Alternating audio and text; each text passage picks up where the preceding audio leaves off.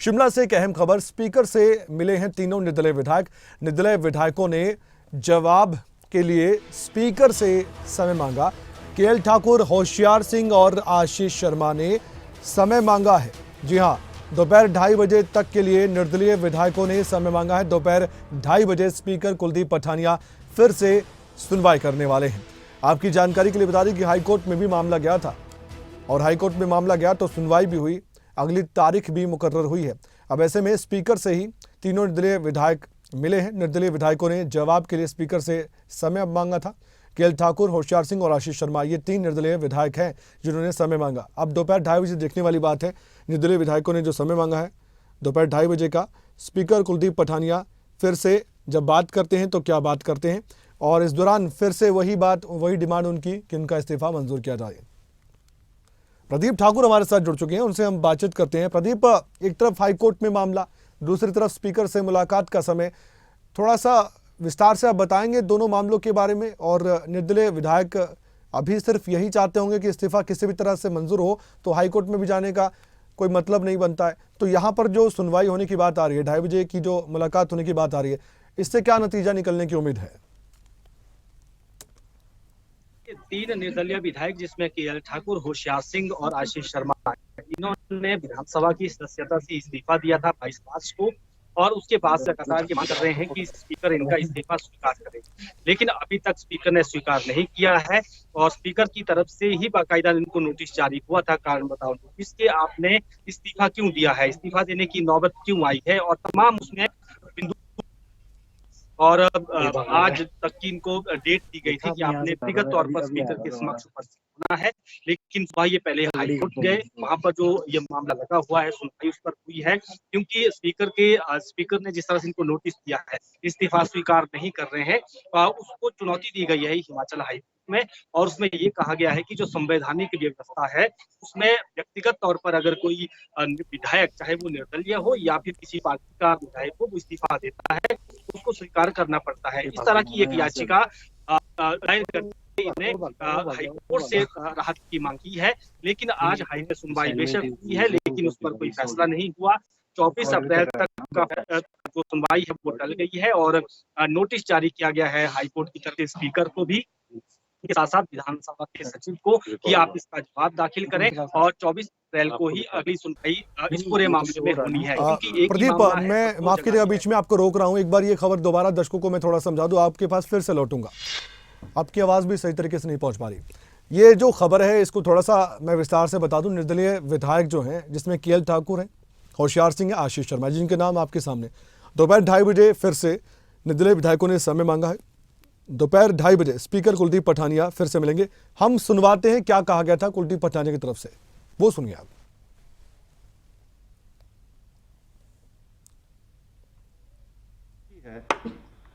संविधान के मुताबिक, लोकतंत्र के मुताबिक, तो अध्यक्ष जो है उसके लिए संवैधानिक तौर पर, कानूनन तौर पर अधिकृत है। The Speaker enjoys the full authority to inquire into all those aspects of the resignations. और उसी के संदर्भ में हमने तीनों माननीय विधायकों को एक नोटिस इशू किया था, शो कॉज नोटिस, और उसकी सूचना हमने राज्यपाल महोदय को भी दी थी। और हमने उनसे ये आग्रह किया था कि नियमों के अनुरूप, संविधान के अनुरूप जो कार्रवाई वांछित है, उसके मुताबिक आप 10 अप्रैल को 12:15 बजे विधानसभा सचिवालय के committee room, speakers committee room में उपस्थित हों। और जो नोटिस दिया गया उसका एक दिन पहले आप उसका जवाब दे दें, ताकि विधानसभा सचिवालय उस नोटिस को पढ़ने के बाद उसके ऊपर जो भी जानकारी प्राप्त करनी हो तो हम जो है इस पर्सनल इंक्वायरी में करें। अभी वो तीनों माननीय विधायक अभी अपीयर हुए इन पर्सन, तीनों की हाजिरी मैंने रिकॉर्ड पर लगाई है। और मैंने जो नोटिस शो कॉज हमने दिया है उसके जवाब के बारे में उनसे पूछा तो उन्होंने कहा कि हमने जवाब इस संदर्भ में देना है। तो मैंने कहा दीजिए। तो उन्होंने समय मांगा है। यद्यपि मैं सारी प्रोसीडिंग्स को आगे की डेट दे सकता था, लेकिन मैं ये समझता हूँ कि विषय गंभीर है, इसलिए मैंने 2:30 बजे तक इसको एडजॉर्न किया है। विषय गंभीर कैसे है प्रदीप, थोड़ा सा समझाएंगे?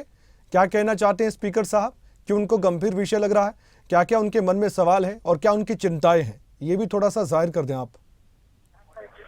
बिल्कुल, देखिए, विधानसभा अध्यक्ष कुलदीप पठानिया ने जब बाइट हो रही थी उस दौरान भी उन्होंने इस बात का जिक्र किया कि जिस दिन ये इस्तीफा देने पहुंचे थे उस दिन विधानसभा में जब सचिव के पास इस्तीफा लेकर पहुंचे तो नेता प्रतिपक्ष जयराम ठाकुर इनके साथ मौजूद थे। और जब ये मेरे घर पर आए तो उस दौरान 2 भाजपा के विधायक इनके साथ थे। तो मैं, जो मेरे पास संवैधानिक शक्तियां हैं, जो कानून में मुझे मिली है, उसके आधार पर मैं इस इस्तीफे की इंक्वायरी करना चाहता हूँ कि क्या ये स्वेच्छा से दिया गया इस्तीफा है या कोई दबाव तो नहीं था। उसी से जुड़ा नोटिस इनको जारी किया गया है। इन्होंने लिखित में जवाब पिछले कल 9 तारीख तक देना था, लेकिन वो जवाब नहीं दिया और अब इन्होंने कहा है कि हम 2:30 बजे तक जवाब लिखित में देंगे और उसके बाद अगला फैसला स्पीकर करेंगे। हालांकि स्पीकर ने इसमें एक बड़ी बात ये भी कही कि अब ये मामला कोर्ट में भी विचाराधीन हो गया है, यानी हाई कोर्ट में ये मामला चला गया है और अब मैं अपने तरीके पर, अब मेरे हेड में जो चीजें हो सकती है उसमें मैं जल्दबाजी में कोई फैसला नहीं दे सकता हूं, क्योंकि अब ये पूरा का पूरा मामला हाईकोर्ट में भी विचाराधीन है।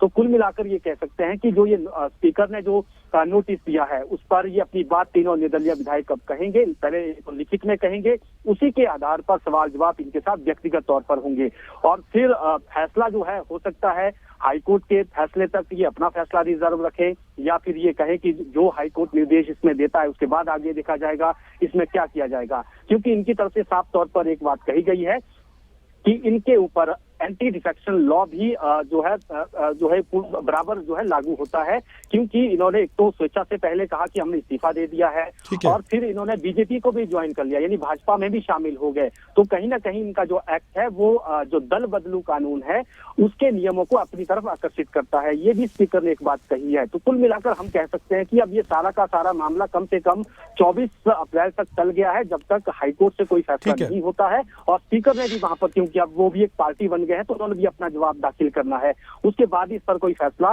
लिया जा सकता है। तो कुल मिलाकर अब जो है हाईकोर्ट में भी ये मामला है और साथ में स्पीकर के पास भी यहाँ पर ये मामला है और अब देखना ये होगा कि इनकी इस्तीफे को लेकर और कितनी देरी होती है, इसको लेकर आने वाले समय में भी क्या डेवलपमेंट होती है। हालांकि तीनों निर्दलीय विधायक बार बार कह रहे हैं कि हमने स्वेच्छा से इस्तीफा दिया है, हमारे ऊपर कोई दबाव नहीं है और अभी अगर ये इस्तीफा स्वीकार हो जाता है तो इसी के साथ, यानी जो अभी उपचुनाव 6 हो रहे हैं उनके साथ ये उपचुनाव हो जाएंगे। देरी होती है तो आने वाले समय में उपचुनाव होंगे और फिर से आदर्श चुनाव आचार संहिता 3 जिलों में प्रभावी हो जाएगी। तो कहीं ना कहीं काम, विकास के काम रुक जाएंगे, क्योंकि इस्तीफा तो आपने जो जिक्र किया है इनके बयानों का, निर्दलीय विधायकों ने क्या कहा, अब हम उस पर आगे बढ़ते हैं। फिलहाल के लिए आपका बहुत बहुत धन्यवाद, आपने जानकारी दी और विस्तार से समझाया इस पूरे मामले को।